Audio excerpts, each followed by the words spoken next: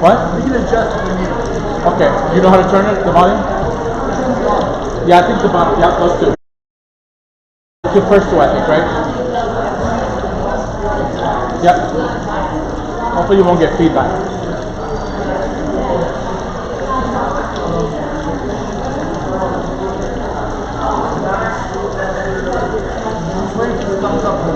No problem.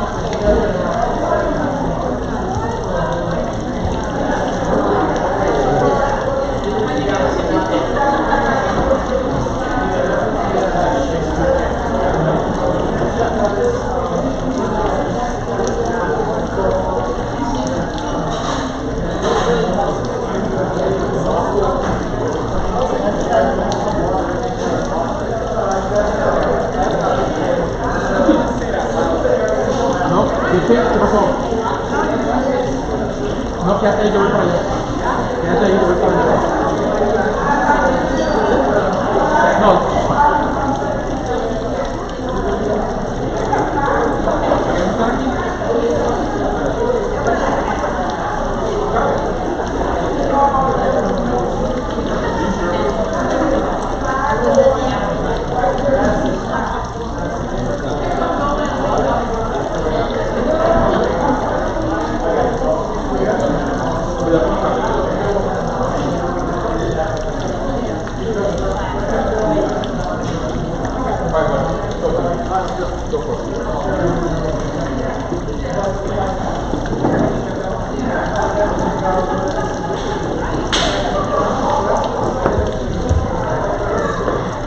So I'd like to thank you all for being here.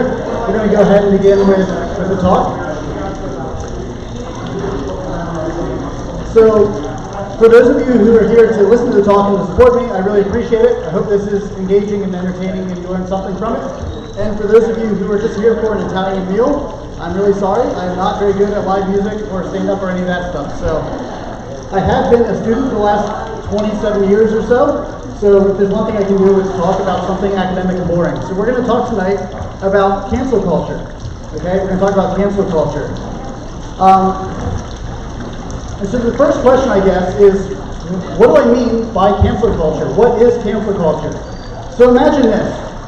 There's a celebrity. We'll just call him Brad, right? So there's a celebrity, and it turns out that 25 years ago, he posted, before there was Twitter, back on his MySpace, he posted, "I hate short people."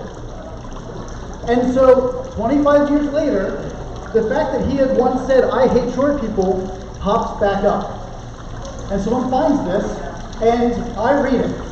Now, I am a short person. I am 5'7". I am incredibly self-conscious about it. And I hear that he hates short people, and I feel personally offended and attacked by it. Okay, this is the beginning of cancel culture. Now, when I see his post, I have one or two ways in which I can respond. First, I can ignore it, decide that his opinion doesn't really matter to me, and move on with my life. Or I can say that what he did was pretty egregious, and I can try to figure out how should I respond. Now, with an example like "I hate short people," that's not a huge big deal. But as you can imagine, and as you know, just turning on the news, the ways in which people are hateful towards others is far and away beyond and worse than "I hate short people." And so then the question really is, what is our responsibility to others? How is it that we are supposed to call other people out for the mistakes that they made? One of the ways that modern society chooses to respond to perceived injustices is through cancel culture. What that means is, when I find out that celebrity A, Brad, has done something wrong, then I'm going to try and spearhead a movement to get him quote-unquote canceled. So, I looked this up in Merriam-Webster because the internet knows everything, and it said that cancel culture is the practice or tendency of engaging in mass canceling as a way of expressing disapproval or exerting social pressure. In other words, to cancel someone is to withdraw support from someone publicly, especially on social media. Now, canceling someone is not new. In the ancient Roman days, if you were a bad emperor, like Caligula, you would be what is called damnatio memoriae, your memory would be damned. And what they would do is, they would go to images of you, or even coins, and they would take out a chisel or a match, and they would literally burn you out, or cut you out of the things so you would be blotted from the history books. Because once you were taken off of the stone or the metal, there could be no memory. There wasn't the internet back then. But as we're facing now, the internet is forever. And so when you put something out there, then we have to have a response. So this question of cancel culture has come up because when someone does something wrong, the question is, should they be shut down and punished for a past action, which is what happens when one is canceled, or should one be given a second chance? And so before I answer that question, I want to get a little bit into how it is that we got here as Western civilization, where cancel culture has become a big term. It's in the news constantly. Father Mike Schmitz talked about it last week. Bishop Berger talked about it Monday on the podcast. How have we gotten here, though? Now, traditionally, when we talk about the human person, we talk about two things. We talk about a body and we talk about a soul. And we would say that those two things are linked. Your body is linked to your soul, and your soul is linked to your body. For example, right now, many of you are eating pizza, right? I just had 2 slices myself. When you eat pizza, you are doing something physical, right? Your body is tasting it, your taste buds are going over it, you're enjoying it, your stomach is being full, endorphins are firing off, it's this moment of bliss. But it goes beyond the physical, which is happening. There is a spiritual component, actually, to eating. Right? This is why when we are anxious, when we are down, when we are depressed, we eat. Because what we do with our bodies affects our soul. So this afternoon, as I was preparing for this, I went to Starbucks because I was absolutely terrified. We find ways to use the body to feed the soul, and this shows that there's a link between the two. Now, within the last 300 years, there's been a kind of divorce that has taken place. Now more and more people think, I am not my body and my soul, but they think I am my soul. Or they would put it differently. They would say, I am my mind, or I am my psyche. Okay? And the word in Greek for soul is psyche. That's where we get that. The same thing. But the idea is that I am primarily who I think I am. Not this composite of body and soul, but primarily who I am is my emotions, my feelings, my thoughts, my worries, my hopes, my aspirations, my fears. And so, with this advent of what we call the psychological self, the idea that I am my psyche, comes a change in how I view others as interacting with me. So in the past, the worst way that you could offend someone would be to literally offend them, right? If you punch someone, that's a pretty grave offense, and everyone would react accordingly. But as the psychological self has developed, the greatest offense now is an offense against one's psyche, against one's soul. And so, when someone offends us using language, using words, it's a greater offense now than it ever has been before. That's neither a good thing nor a bad thing. Because psychological offenses are real, right? Emotional wounds are real. We've all had someone say something to us that was truly traumatic and painful. And so I don't want to downplay that at all. What I do want to say is that the development of the psyche, right, and this idea of we are our thoughts and our feelings and our emotions, has just made us as a people more aware of this and more susceptible to be hurt by these emotional attacks. So, what does all that have to do with cancel culture? Cancel culture is not primarily concerned with actions that were taken in the past, as opposed to perceptions, thoughts, or ideas that people have held in the past. So the offense that is at stake in cancel culture is an grievance that is perceived. It's one in which someone's dignity has been attacked and offended. And so it just operates on a different level, which is why I needed to talk about that other part. So before we get further into talking about cancel culture, I want to make sure that I don't get canceled by anything I say tonight. So I want to put 3 disclaimers out there. The first is I don't want to get into whether or not people are actually guilty of bad offenses and should be canceled. I don't want to talk about how bad celebrities are and the things that they've done. I don't actually know. I wasn't there. They're probably pretty bad people. Who knows? I'm also not saying that all offenses are equal. So if I use kind of like a small example, that's meant to be like an umbrella just for cancel culture in general. And finally, I'm not saying that we shouldn't be upset when people do horrible things, right? The emotional response that is present in cancel culture is natural, because each one of us here is wired for justice. And so when we see a perceived injustice or see a real injustice, we are wired as to want to bring about fixing it. The problem with cancel culture at its core is when justice turns into vengeance. When this desire to right a wrong turns into a desire to completely crush the person who did the wrong thing in the first place. What I'm arguing today is that as Christians, our response when we hear, should we cancel someone? Should we boycott someone? Should we desire that someone who's made a mistake in the past be completely wiped out of his job, out of his friends, out of his living, and be forgotten about? My proposal to you all tonight is that as Christians, we are a people of second chances. And when we cancel another person, we actually injure 3 different parties in one fell swoop. First, we injure the person that we're canceling. And even if they did something wrong to deserve it, we should not try to injure or hurt or harm another person in response to that as Christians. Second, canceling another person actually hurts us, the people who are canceling another person. And third, cancel culture hurts society as a whole. And so I'm going to kind of break those down. But instead of using modern examples, I want to turn to the Bible of people who could have been canceled but weren't. So I am a huge TV nerd, and I love the Marvel movies and the Marvel TV shows. And there is a series coming out called What If? And it's all these like alternate reality things where what if this event had happened instead of what had actually happened? And so we're going to do our own little game of What If here today, but it's What If Bible version. So the first person that I want to talk about is King David. King David. Because if anybody deserves to have been canceled in the course of biblical history, it's King David. He has an entire kingdom. He has all the money in the world. He has every woman that he wants at his disposal. And what does he do? He sees Bathsheba bathing on a roof and doesn't just commit adultery with her, but has her husband killed.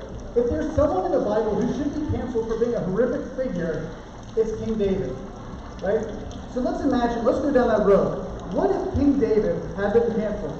What if the people of ancient Israel found out the horrible things that he did and said, that's it, we're not listening to you. All of your beautiful songs that you wrote, we're going to ignore them. We're going to scrap them. We're never playing them again.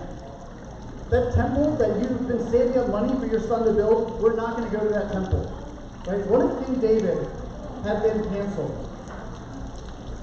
If David had been canceled, one of the most incredible stories in all of human history would have been erased. Because King David's story is one of phenomenal repentance and acceptance. What happens? He makes the world's biggest mistake with Bathsheba, and then Bathsheba gets pregnant. She bears this child, and then as we read about in the book of Samuel and the book of Kings, that child, his life is taken by God as a punishment to David for what he had done. What does David do with this? David accepts what happens, and he repents. It talks about the whole time while his child, his son, was sick, suffering for the sin that he, David, committed. David spent it in sackcloth and ashes on the floor, asking God to forgive him for the sin that he had committed. Now, a canceled man would not have done this. When one is canceled, one has a chip on their shoulder. One goes from having done something wrong to feeling like they themselves were wrong. And the possibility of repentance decreases. Because King David was not canceled, he was able to accept that what he did was sinful. he was able to accept the consequences of his actions, and he was able to completely change his ways. And what happens from this? He goes from being a man who would have been canceled to being the prototype of Jesus Christ. Right? What is one of the titles of Jesus Christ? Son of David. Where was Jesus born? David's city, Bethlehem. This man who was awful turned his life around and was given the title Messiah, anointed one of God. What do we have to learn from this? When we cancel people, even when they've done truly great evils, we are denying them the opportunity to repent, to change their ways, and to give their lives to God, to make amends for their sins. Which leads us to our second person.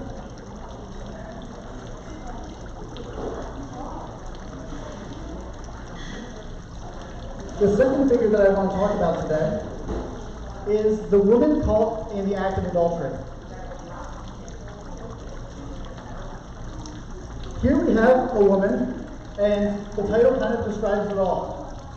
She has been promiscuous, especially in an era that had a zero tolerance policy for that. And unfortunately, back in that time, the zero tolerance policy fell completely on the woman. So her acting adulterously, the entire weight of the sin was attributed to her, which is ridiculous, but she had to pay the full brunt for this joint sin between two people. And so we all know the story. The woman comes, she's crawling to Jesus.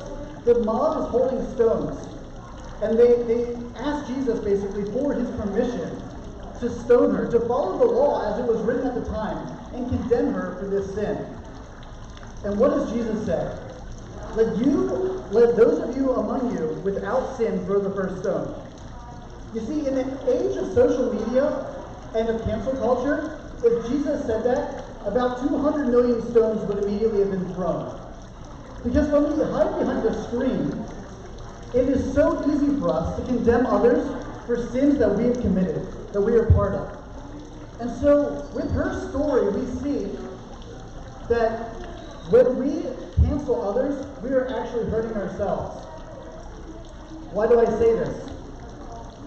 Because each one of us, if we were to examine our lives, examine our hearts, go back to the darkest moment of your life, you deserve to be canceled, I'm willing to bet. And I know that I do too.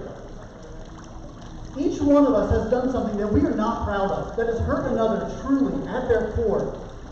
And none of us are able to throw that stone, not even on social media. Back then, when Jesus said, those of you without sin throw the first stone, I bet you if one of them could have done it without being seen, he would have thrown it. But everything back then was so visible. Everyone's standing in the public square. There's no hiding. There are consequences for your actions. But in today's social media world, when someone makes a mistake, it's so easy to just immediately respond, whether online or whether just sitting at a table talking about it. You know, I hate the Patriots. And so when they were busted for cheating, I just kept bringing it up again and again and again. Because it felt so good for me to look at Bill Belichick, this football guru, this mastermind, and to just say, he is a horrible human being. And it felt so vindicative and freeing for me to say it. But that's like baby level cancel culture, right? Where what we're doing is we are putting down another person to elevate ourselves, right? We're ignoring the fact that we've all cheated life in different ways. And we're trying to condemn others to make ourselves feel better. So what happens when we cancel another? We hurt ourselves because we continue this lie that we're better than others, that others aren't deserving of the forgiveness, the mercy that we ourselves have received. There's also another aspect of cancel culture which hurts ourselves, and that is so often when we condemn another person because we saw something on the news, we have no idea what we're really talking about. Right? We talk about this in parishes sometimes. When people come in and they complain about some decision that the pastor made, so often there's so many decisions behind the scenes that were leading up to that. And so when people come in and they complain about it, and they say, you know, the pastor's a jerk for making this decision, what they don't understand is all the thought that actually went into it behind the scenes. You see, they're making a rash judgment. And so this is the other danger of cancel culture, we're the ones canceling others, is that it inclines us and leads us into making rash judgments often and quickly. We saw this with the Covington Catholic students a couple years ago, when they were canceled for purportedly racist claims that they had made. And based on that first initial clip that we received and all the news that was there, like, we were rightfully angry at the way in which they had acted. But then as more and more information came out, the clip was edited, there's more information to be there.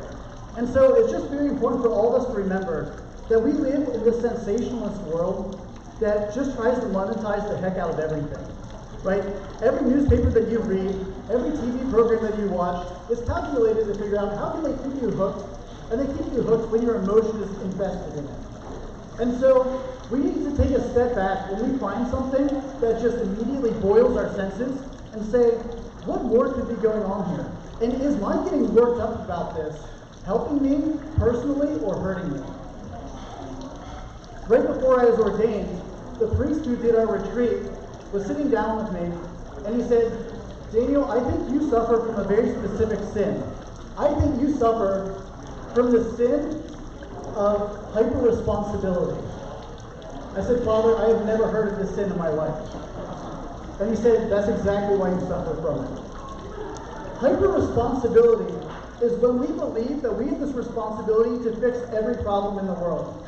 So I'm an oldest child, and as a lot of oldest children have, I have this innate sense that when something is happening in the world or in my family or in the parish, I have to be the one there immediately to take care of it, because if I don't, no one will. And I think sometimes we take that same crusader aspect to all parts of our life. Whether it be something that we encounter in the news, on social media, in conversation with others, we want to try and fix all of the world's problems. But the response that my spiritual director gave to me when I said that to him kind of caught me off guard. He said, Daniel, when you die and you get before those pearly gates, God is not going to ask you about the legitimacy of the 2020 election. That is not on his radar. Your job is not to analyze the things that are outside of your scope. Jesus is going to say, what did you do to spread my gospel to those people that you interacted with on a day-to-day basis? He then went further and said, if you give an answer as to what you did to try and solve whatever problems were in any of the elections in American history, Jesus is going to look at you and say, wrong answer. That wasn't your job. Stay in your lane. And so I think this is a great reminder for all of us. What has God put before us? And cancel culture teaches us the wrong lesson. Cancel culture teaches us to have this hyper-responsibility for these celebrities, these people, these news figures, these politicians that we've never met, right? It gives us this lie of hyper-responsibility. And so what we are called to do as Christians is to say, I'm not going to worry about those things that are outside my lane. I'm going to focus on my family, on my job, on the people in the parish who I live with, who I work with, who I pray with, who I worship with. Right? Cancel culture hurts us because when we buy into the narrative that it's our job to police the world, we miss policing our own souls and our own hearts, and we suffer. The third person that I want to talk about in the Bible in regards to cancel culture is St. Paul. Cancel culture, which has become a buzzword that has no meaning in my head because I've said it so many times tonight. Cancel culture injures all of society when people engage in it commonplace. Let me use the example of St. Paul. Here's a man who grew to great fame by going around and murdering Christians. Right? At the first martyrdom that we hear about in the scriptures, the martyrdom of St. Stephen, it talks about people were laying their cloaks down at the feet of this guy named Saul as he nodded with approval of the murder of this young man. Right? This is how Saul, who later becomes Paul, starts.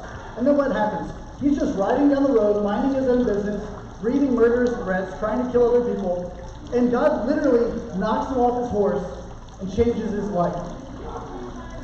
His name is changed. He goes from Saul to Paul, and he says, Lord, how can I follow you? He disappears for 3 years to just spend time in prayer, fixing his life, changing his ways.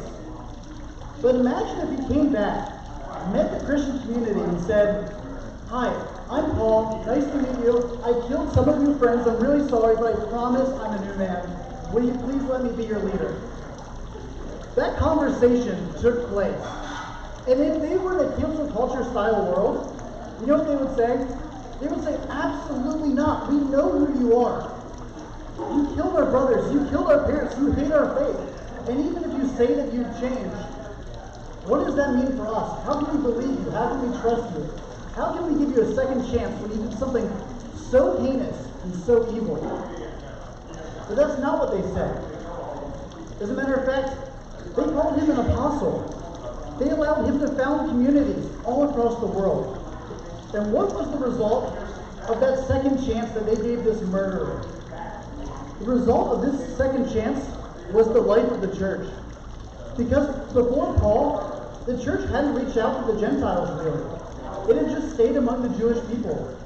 But with this second chance, the church was brought to a whole new level of life that had never happened before. It was because of this second chance that Paul actually fulfilled the command of Christ to go to the ends of the earth, baptizing and teaching all about his name. Because that's where Paul went. Paul went to the end of the known world at the time and brought Jesus there with him, establishing churches. If Paul had been canceled, we would not have half of the New Testament. Just think of the implications for the entire society and the entire world. Paul's this great example that when we cancel others, we don't just hurt that person that we're canceling by depriving them of a second chance. We don't just hurt ourselves, but also we hurt society. Think of what a loss the world would be in right now if the gospel was just in Israel. But because of the forgiveness of these people who did not have to forgive Paul, who did not have to give him a second chance, who were legitimately injured by him and had every reason to hold it above his head, because of their forgiveness, because they did not cancel him, we have the church as we have it today.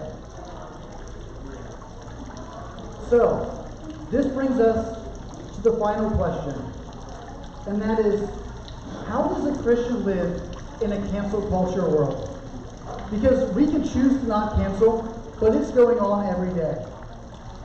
And secondly, tied to this, are there ever times when we should cancel people? Are there times when enough is enough and we have to engage in that? I'll say this. I cheated earlier today, and I listened to a Father Mike Schmidt's podcast on this, and he gave me the answer because this is the one part that I couldn't figure out, right? But as he pointed out, every society for all of time has engaged in canceling. Families do it. He used the example of putting people in timeout, right? We're saying, hey, for the next 5 minutes, you are canceled. And you know what? Sometimes that is incredibly effective at remedying things. I'm going to toot my own horn here a little bit. Growing up, I was a great kid. And the reason is because I remember the first time I got in trouble, which was the last time I got in trouble, because it was miserable. I was at my grandparents', I was 6 years old, and I just kept stealing the TV remote. And I've been told not to again and again and again and again. And then finally, Mom said, "That's it, time out." And I remember sitting at the top of the stairs as the rest of the family just kept walking by to go in and get dessert. And what hit me wasn't, I'm losing out, but I was really impressed by the fact that I hurt my family in some way. And I remember after that realizing, everybody loses in this. I don't get dessert, and my family doesn't get me. Which is a very egotistical way to look at it. But being canceled, being put in timeout, had the effect on my life of helping me realize that I didn't want to do that again. And so, when it comes to canceling people, it really depends, what are we talking about?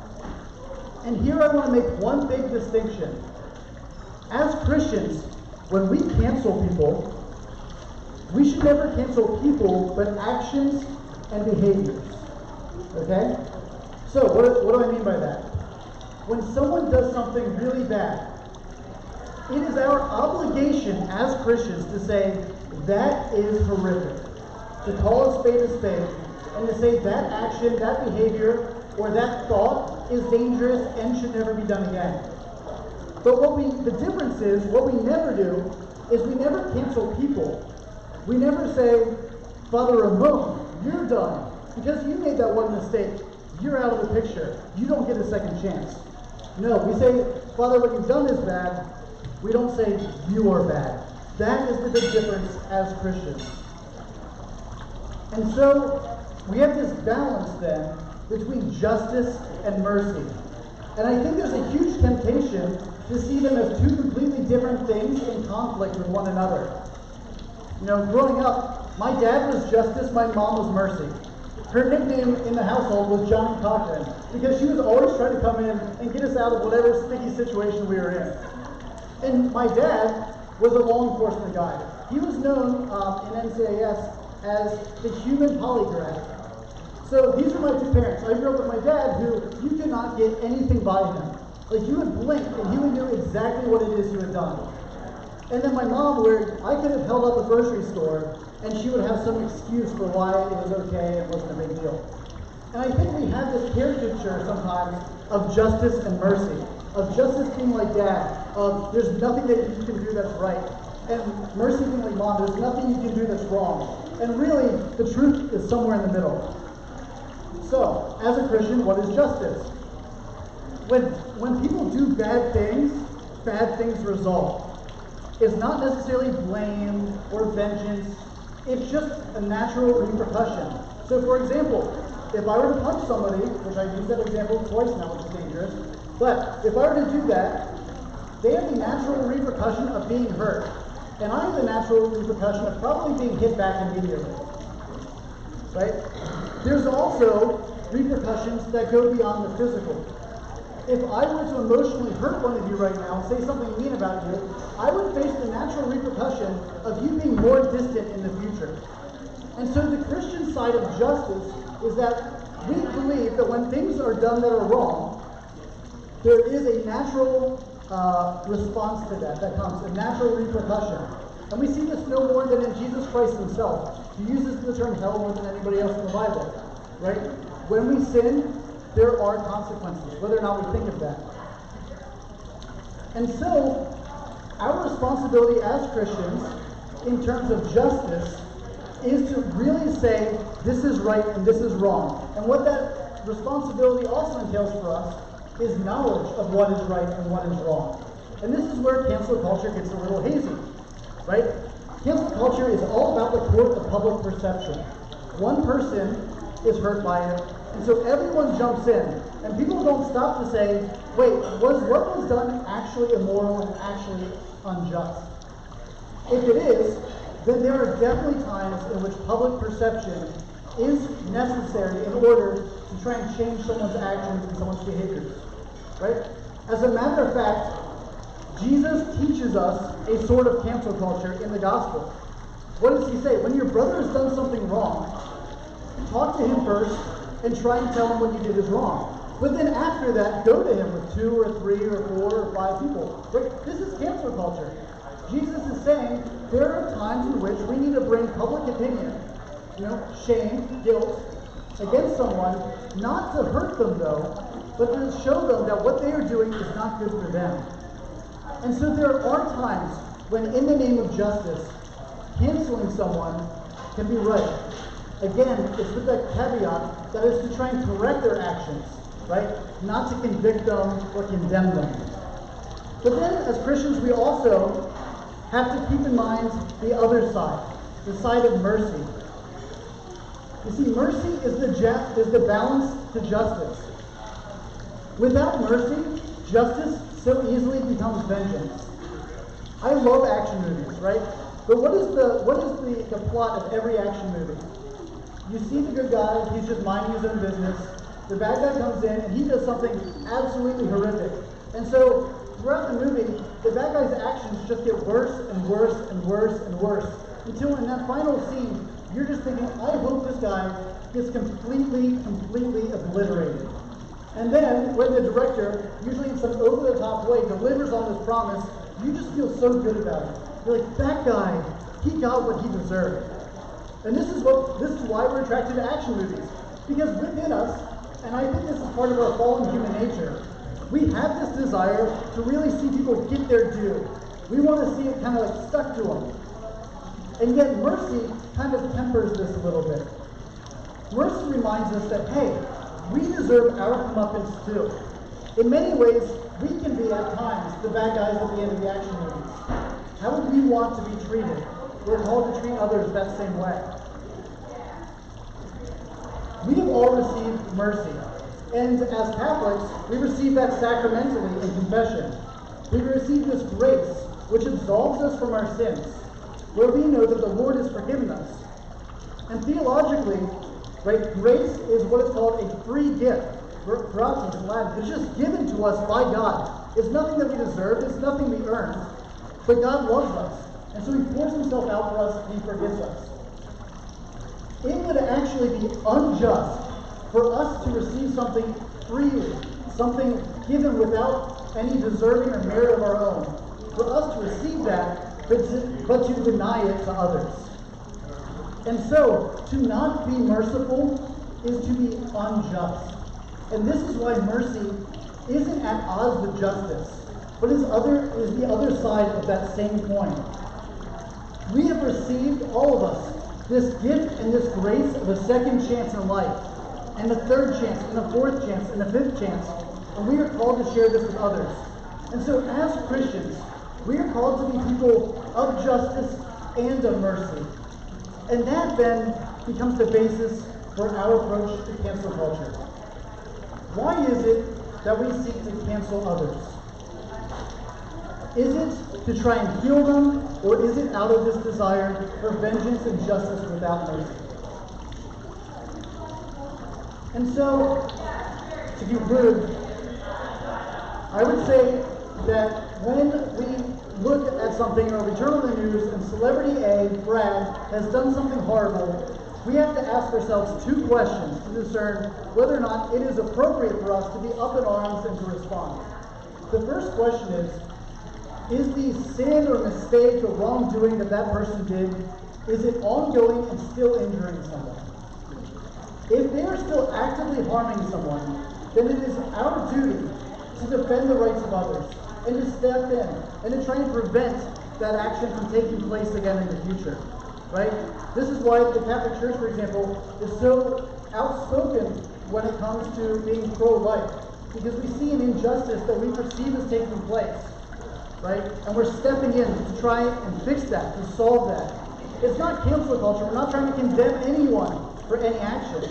But rather, what we're trying to do is correct the action that is taking place in that moment.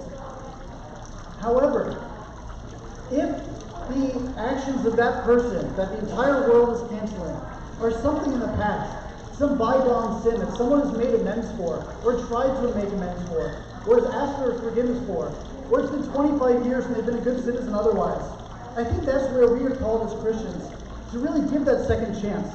If no one else is presently in danger, then that's the time in which we have to remember that maybe that person is called to be the next King David, to be the next woman called in adultery, to be the next St. Paul, to give that second chance.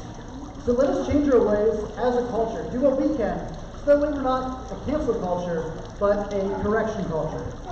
Thank you very much.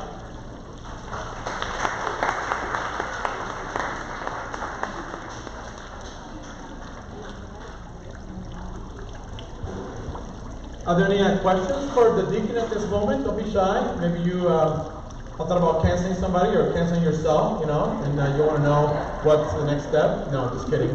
So, feel free to ask any questions that you have at this moment. So now we have to go back to Well, yeah, certainly. If you cancel somebody already, you better go back and put them back on your book of life.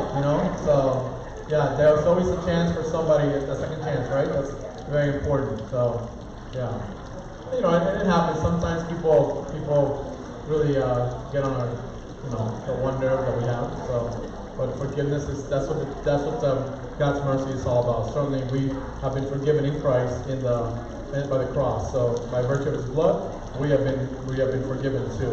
So very important point to remember. Any other questions? All right. Very good. Well, how about another round of applause for a great job from the deacon enlightening us about something that's a very current topic. And so we will try again. We will actually have another Faithful Philosophy probably the first week of September. I think we're going to go back to the 7 o'clock time because I know it's getting a little darker then. So we'll go back to 7 o'clock. We'll announce it and we'll let you know who the guest speaker is. So I hope that you'll be able to join us. First week of September, we'll come up with a date and a speaker so that you guys can join us. We hope you had a great time. Those of you who are online, we hope that you enjoyed Deacon Roer's talk, and we look forward to seeing you the next time. Thanks so much. God bless you.